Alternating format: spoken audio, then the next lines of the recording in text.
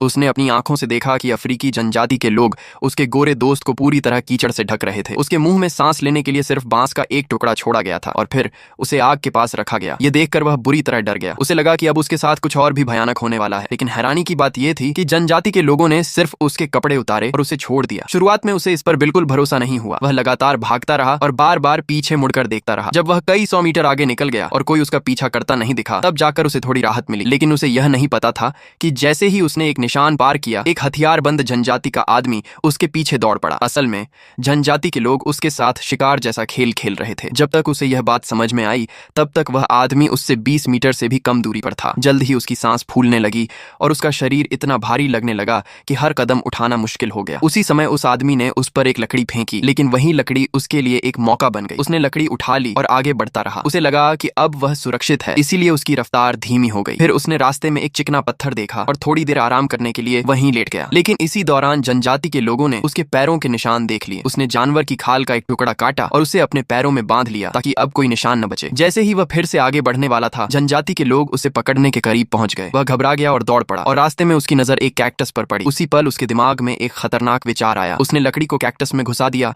और पास के एक पेड़ के पीछे छिप गया। जनजाति के लोगों ने खून से सना कैक्टस देखा और समझ गए कि शिकार यहीं कहीं है। वह उसे ढूंढने लगा, लेकिन उसे नहीं पता था कि कोई उसकी हर हरकत देख रहा है। फिर उसकी नजर जूतों पर पड़ी और उसी पल वह धीरे धीरे आगे बढ़ा हमला करने के लिए।